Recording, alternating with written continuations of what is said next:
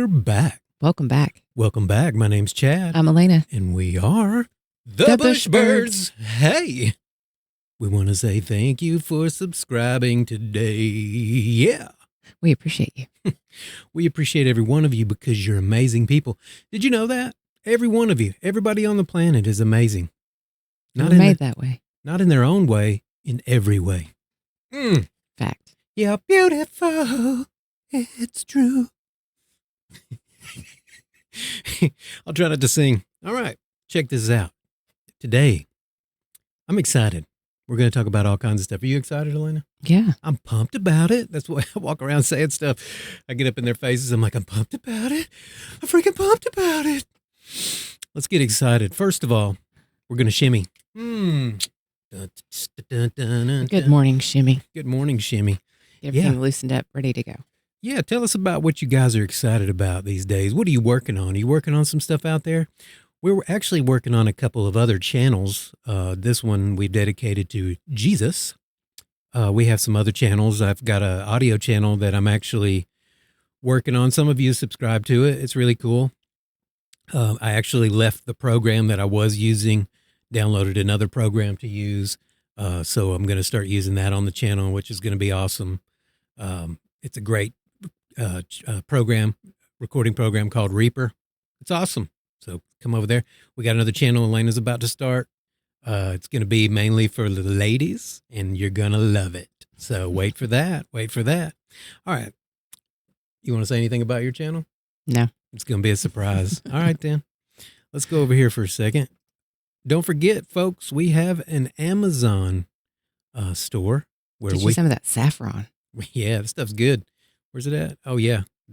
It'll make you happy. They have a saying in India. Oh, if you're too happy, you've had too much saffron. It's good stuff. Yeah. All you need is like a little bit. All right. It also tastes good. We put it in water and drink it. You said it smells good, right? Smells, yeah. She still doesn't have a sense of smell from the COVID days. I don't know if you can even say that online now. I don't want to. Right. The corvids. You know what a corvid is? I do. What is it, Alana? It's like a crow. It's a crow. Type of birds, right? Yeah. Crow, raven. Yeah. Those, what are those ones that are white and black? Yeah. I forgot those as well. Anyway, this is our Amazon store. We got a lot of stuff in there. This is only stuff that we use. We're putting together some stuff with this thyme and some other ingredients to get rid of some fleas, because the fleas are pretty bad here in Florida. They are. They get pretty bad, especially after a lot of rain and growth and sunshine and whatnot. Also, Lena, we have the Bushbird. All these links are in the description. We have the Bushbirds merchandise. Oh, yeah. Go get you some. Whether it's cold where you're at or kind of slightly cool or warm or hot or whatever. Super hot. Hot here.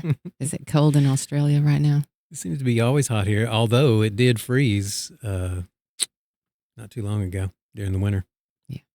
All right. What are we talking about today? Folks, let me get over here. First, we're going to talk about Simon Peter.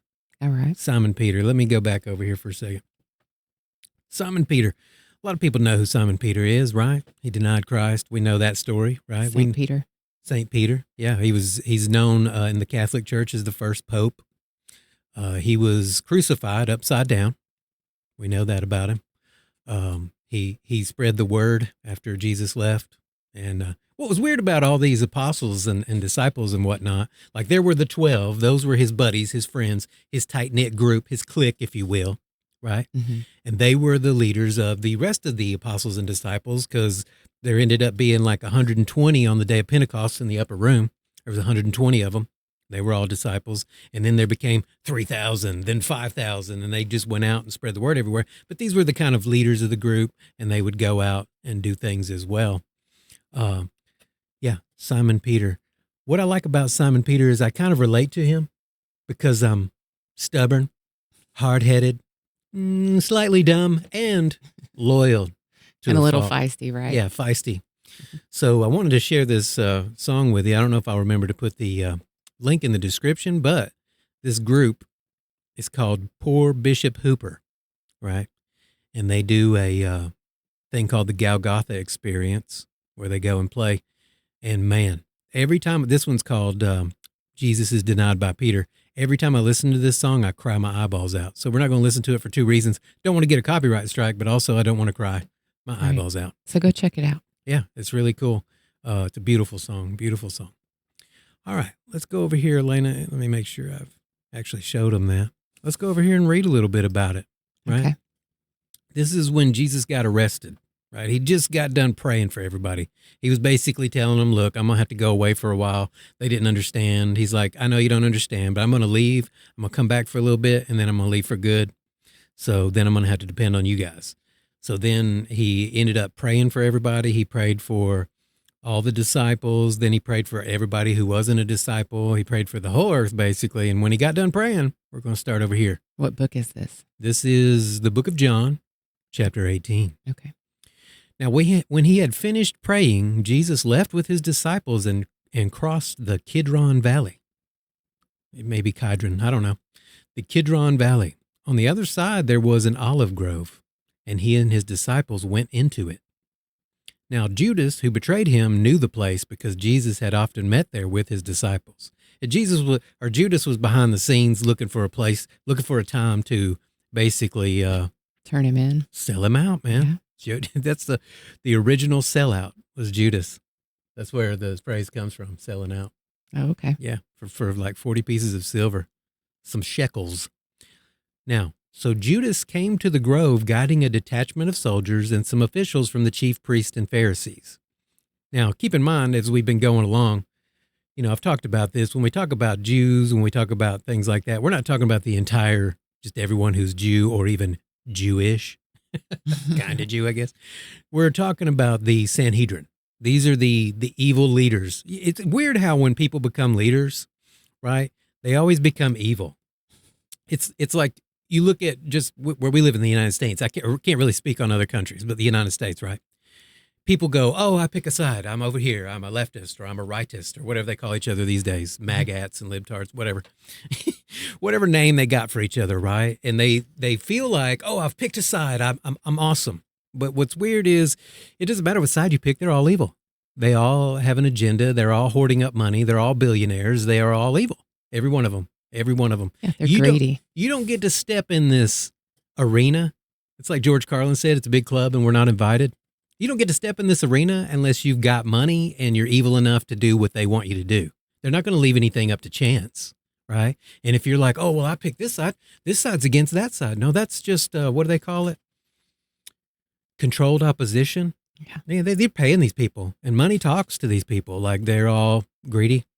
And this is the way the Sanhedrin were. They were charging people taxes for everything. They're the ones that started the permits to go fishing.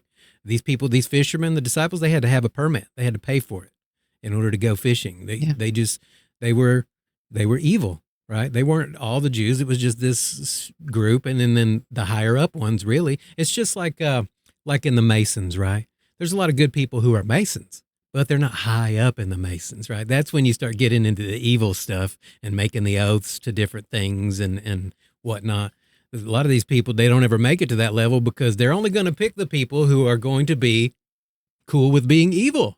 You know what I mean? Some of these people go to church. They think they're doing good in the community. They are doing good in the community, some of them. So they don't make it to these higher ranks. They don't realize that these higher ranks are the evil ones. So that's the same way with these. And people haven't changed.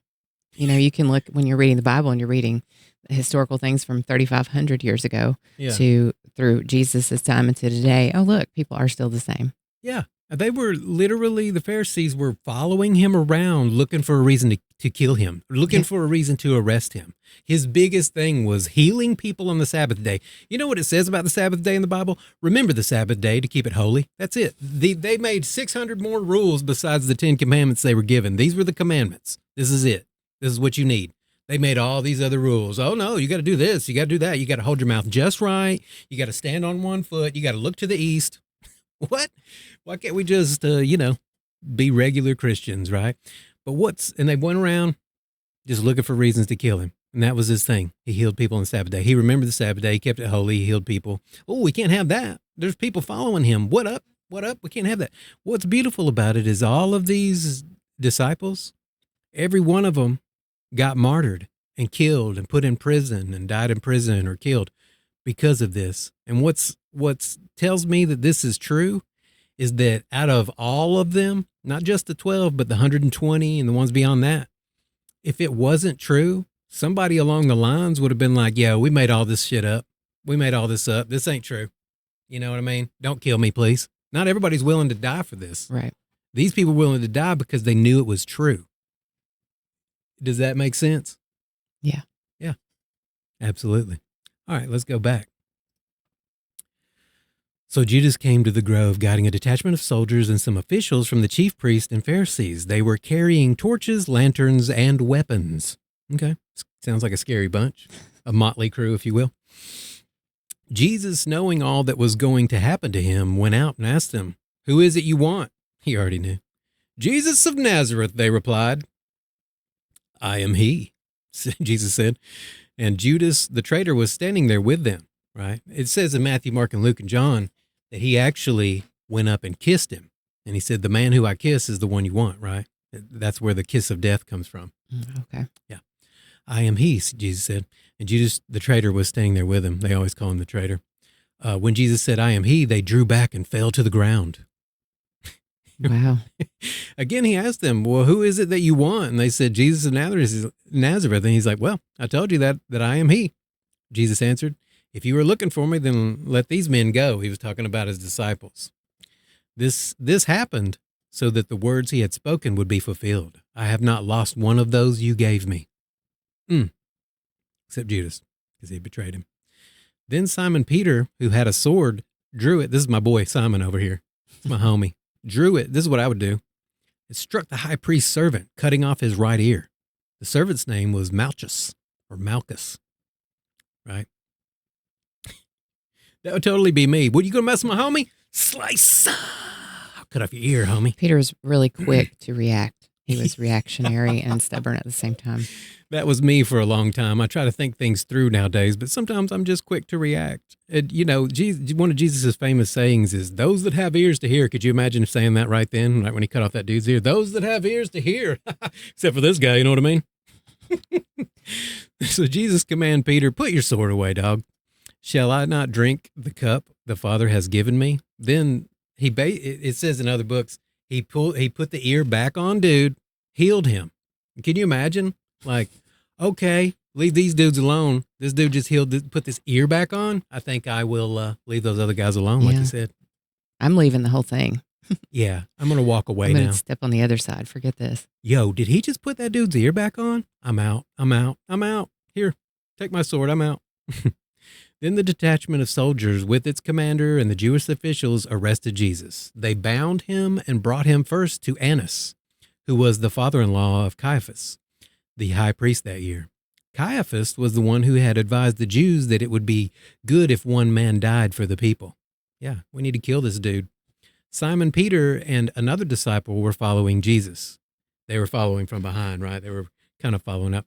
Because this disciple was known to the high priest, he went with Jesus into the high priest's courtyard. I wonder who it was. They don't say. It's like the one at the Last Supper who they were like, Simon Peter, they said,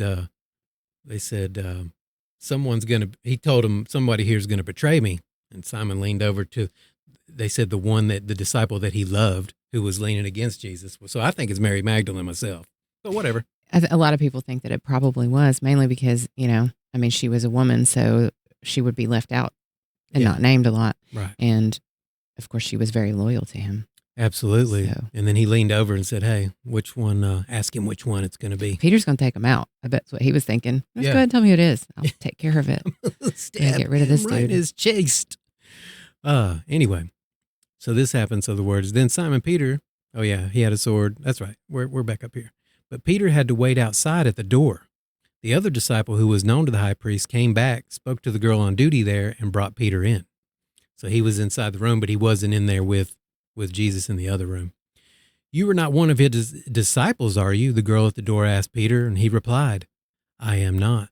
Now, Jesus told Peter that he would deny him. Told him that. He said, "Yeah, you're going to deny me 3 times. Yeah, here's the Peter's thing. like, "No way." Here's the thing about Peter. Peter was stubborn, hard-headed, and kind of dumb. And the reason why I say dumb is because he was constantly, "Are you really God? Are you really God?" And then Jesus like, "Look, I've made the lame walk again. I've made people who couldn't walk again. I healed the blind in so many different ways just by basically Tons saying of blind it. people. Yeah, just by saying it. Hey, you're healed. Put mud in this dude's eyes so you could watch me heal him in a weird way. I walked on water, right? Hey, Peter, you walked on water. Do you not remember, dog? Like, I've done all this stuff. Peter, remember when you were able to heal people and cast out demons? Exactly. Yeah. What happened? He's constantly like, yeah, but are you God? And then he finally, he's human. Yeah. And then he finally gets his answer. Here, this is what my opinion about it, right? Because he says, I am not. So he denied him the first time. He told him he'd deny him 3 times, and then he would hear the rooster crow, right? He said, I am not. Now, in that song, they say, I wish you were wrong about me, because Peter said, I'm not going to deny you. He's sitting there talking to God. God's telling him, yeah, you are. He's like, I'm not going to deny you. That's not going to happen. I know better. And then what happens? Here's the first time. I am not. I don't know him. I'm not one of his disciples. Now, at this time, too, when you're reading some of the other books, they were looking for witnesses against Jesus. Yeah. So there could be multiple reasons that he is doing this. Maybe he is scared. Maybe he doesn't want to be a witness against him. Yeah, you brought that up, and that's a good thing. You told me that one day, and I believe that he was sitting there, and he's like, well, I don't want to be a witness against him, so I'm going to say I don't know him. Mm-hmm. But God told him that so it would prove to him, hey, I am God. I told you this, remember? It was cold, and the servants and officials stood around a fire they had made to keep warm. Peter also was standing with them, warming himself. Meanwhile, the high priest questioned Jesus about his disciples and his teaching. They were in another room. I have spoken openly to the world, Jesus replied. I always taught in synagogues or at the temple where all the Jews come together. I said nothing in secret. Everything's out in the open, bro. I said it all. Why question me? Ask those who heard me. Surely they know what I said. All these people here, all your Pharisee buddies. When Jesus said this, one of the officials nearby struck him in the face. Oh. Peter would have been there. Wouldn't have gone that way. This is why he wasn't allowed. Yeah. Is this the way you answer the high priest? He demanded. If I said something wrong, Jesus replied, testify as to what is wrong. But if I spoke the truth, why did you strike me? Then Annas sent him, still bound, to Caiaphas, the high priest. As Simon Peter stood warming himself, he was asked, you are not one of his disciples, are you? He denied it, saying, I am not. That's the second time. Yeah. And it's the same in another book. It's a servant girl. Mm-hmm. The same girl is asking him that. Like, she's following him around. And she's like, no, wait, you are. And I think he doesn't want to draw attention for, whatever reason there. Whatever his reasoning is. Mm-hmm. One of the high priest's servants, a relative of the man whose ear Peter had cut off, challenged him. Didn't I see you with him in the olive grove? You literally cut off my freaking cousin's ear, dog. I saw that. Yeah. I saw that. I've been meaning to talk to you about that. Better lay low for a while. Have y'all seen those stickers? There's stickers that it's Jesus peeking around something and it says, I saw that. Yeah. You need to get yourself a safe house. Again, Peter denied it. In that moment, the rooster began to crow. Now, it says in other books that he wept after that. He cried. Because that's when he realized, oh, yeah, God was right about me. He was right that I would deny him. And this was Simon's proof that this is the God. This is the God that you were looking for, the God that you questioned so many times. This is your proof, buddy. You did something that you denied that you would actually even do, and you still did it. And then that rooster was just to remind him, and then he was like, oh, no. Then the Jews led Jesus from Caiaphas to the place of the Roman governor. By now it was early morning, and to avoid ceremonial uncleanliness, the Jews did not enter the palace. They wanted to be able to eat the Passover. Another one of their really awesome rules. Like, I don't want to have to go through all that cleaning myself. Trouble there. I don't want to have to take a bath, so I'm just going to wait out here. So Pilate came out to them and asked, what charges are you bringing against this man? If he were not a criminal, they replied, we would not have handed him over to you. So no charges. No answer. No answer. That's not an answer. That sounds like one of Blake Lively's answers, right? Some kind of, propeller hands. Yeah, little what? Circle. If he wasn't a criminal. Pilate said, well, take him yourselves then and judge him by your own law. Right? But we have no right to execute anyone, the Jews objected. Yeah, that's in their Talmud. They can get other people to do it. Yeah, they can kill somebody as long as they have other people do it. So they had the Romans do it. But we have no right to execute anyone, the Jews objected. This happened so that the words Jesus had spoken, indicating the kind of death was going to die, would be fulfilled. Pilate then went back inside the palace, summoned Jesus, and asked him, are you the king of the Jews? Jesus like, is that your own idea? Jesus asked, or did others talk to you about me? He's like, what did they say about me? by It's the like, way. did you come up with that? That doesn't sound like something you would have come up with, dude. Is that what they told you? Am I a Jew? Pilate replied. Oh, so he's being smart. It was your people and your chief priests who handed you over to me. What is it you have done? Jesus said, my kingdom is not of this world. If it were, my servants would fight to prevent my arrest by the Jews. But now my kingdom is from another place. Yeah. I mean, Peter for sure. And the rest of them, a couple of the others were pretty not to be messed with too. John and James were the sons of, he called them something that had to do with like thunder because they were rowdy as well. Oh, yeah. So they would all have fought. The other Simon, the zealot, yeah, dude was trained to kill. Yeah. It would have been totally different. For like 30 years or something. Jesus said, my kingdom is not of this world. If it were, my servant. You are a king then, said Pilate. Jesus answered, you are right in saying I am a king. In fact, for this reason I was born, and for this I came into this world, to testify the truth. Everyone on the side of the truth listens to me. So this is why it's about time we stop denying the truth. Is that right? That's right. Because Pilate asked, what is truth? With this, he went out again to the Jews and said, I find no basis for a charge against him. But it is your custom for me to release to you one prisoner at the time of Passover. Do you want me to release the king of the Jews? They shouted back, no, not him. Give us Barabbas. Now, Barabbas had taken part in a rebellion. So basically it was Barabbas was an insurgent or whatever they call it. Yeah. I don't know. Murderer. He murdered somebody. They wanted the murderer, but not somebody who hadn't committed any crime. Yeah. Then Pilate took Jesus, had him flogged. The soldiers twisted together a crown of thorns and put it on his head. They clothed him in a purple robe and went up to him again and again, saying, Hail, King of the Jews! And they struck him in the face. Really good at torture, cruelty. Yeah. Romans were really good at torture. That's what they prized themselves with. Once more, Pilate came out and said to the Jews, look, I am bringing him out to you to let you know that I find no basis for a charge against him. He kept pleading with them. There's nothing wrong with this dude. He hasn't done anything wrong. If the Romans say you've done nothing wrong, I mean, come on. They were looking for reasons to kill people. They don't care, Yeah. Right. When Jesus came out wearing the crown of thorns and the purple robe, Pilate said to them, here is the man.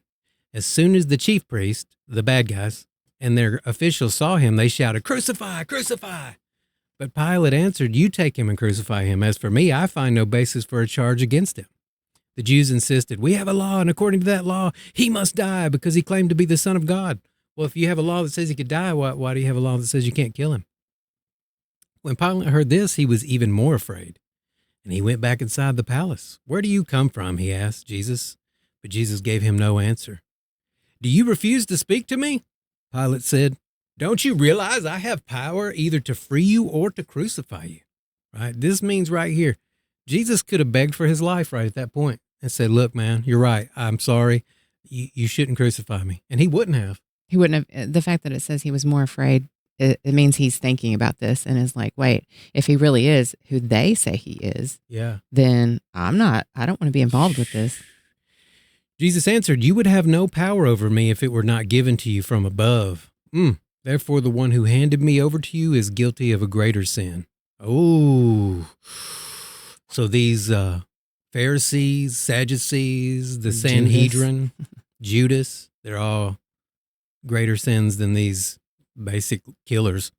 From then on, Pilate tried to set Jesus free, but the Jews kept shouting, if you let this man go, you are no friend of Caesar. Anyone who claims to be king opposes Caesar. When Pilate heard this, he brought Jesus out and sat down on the judge's seat at a place known as the Stone Pavement. Yeah, that right there, we watch a channel called Expedition Bible where this archaeologist proves the things that happened in the Bible with archaeology. And then what's cool is he talks to a bunch of people who don't believe in Jesus, like a bunch of Jews there that are archaeologists, a bunch of secular archaeologists, and they all back it up as well. Like we can't say this didn't happen because it's right here. Yeah, they found the seat. Yeah, the seat. And then someone, it had been sitting, is that the thing that had been sitting there and someone pushed it off? Or was that No, that was else? A different thing. Okay. One of the secular archaeologists got mad because it was proving in the Bible and he pushed it off and broke some big stone. Yeah. It was the day of preparation of Passover week, about the 6th hour. Here's your king, Pilate said to the Jews, but they shouted, take him away, crucify him. And he's like, shall I crucify your king? Pilate asked. We have no king but Caesar, the chief priest answered. Oh, that's not them yelling. The chief priest answered. Finally, Pilate handed him over to them to be crucified. So the soldiers took charge of Jesus, carrying his own cross. He went out to the place of the skull, which in Aramaic is called Golgotha or Golgotha. Here they crucified him, and with him 2 others, one on each side, and Jesus in the middle. Pilate had a notice prepared and fastened it to the cross, and it read, "Many of the Jews read this sign, for the place where Jesus was crucified was near the city, and the sign was written in Aramaic, Latin, and Greek." The chief priest of the Jews protested to Pilate, "Do not write the King of the Jews, but this man is claimed to be the King of the Jews." And Pilate answered, "What I have written, I have written." So he put, "This is the King of the Jews," and they didn't like that. Yeah, they didn't, because they don't believe in him. Right.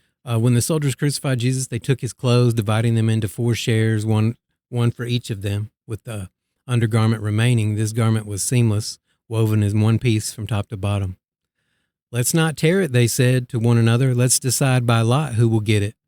This happened at the scripture, so they made bets, or basically whoever pays the most will get this. This is your lot in life. Yeah. "They divided my garments among them." Yeah, this is so the scripture would be fulfilled. "They divided my garments among them and cast lots for my clothing." So this is what the soldiers did. All right.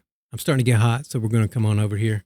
Now look, because I don't want to read the rest of it. I'm going to cry my eyeballs out. We know what happened, right? And I may read it at another time. Yeah. But I just don't want to go there right now. Okay. It's early. We see what happened. We see that. You see Pilate, right? Even he believed. Yeah. I think he was, hit with the belief and was like, "Oh, I really don't want to be involved.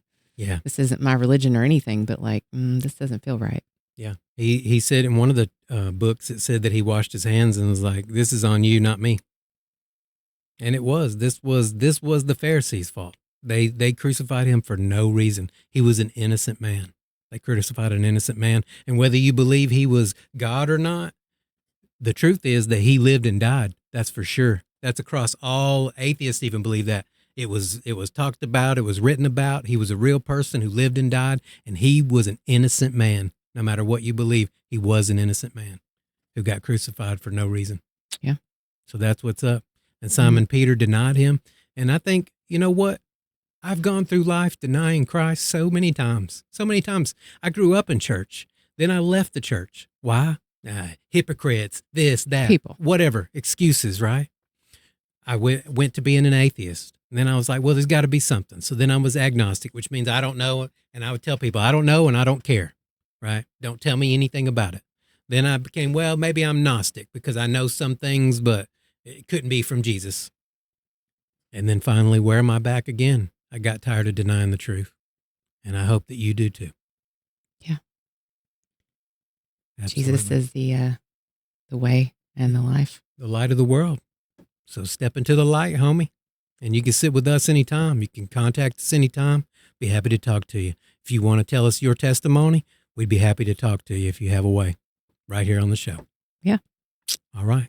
We want you to know we love each and every one of you, and we're praying for you. And we need your prayers too. I woke up not feeling good today.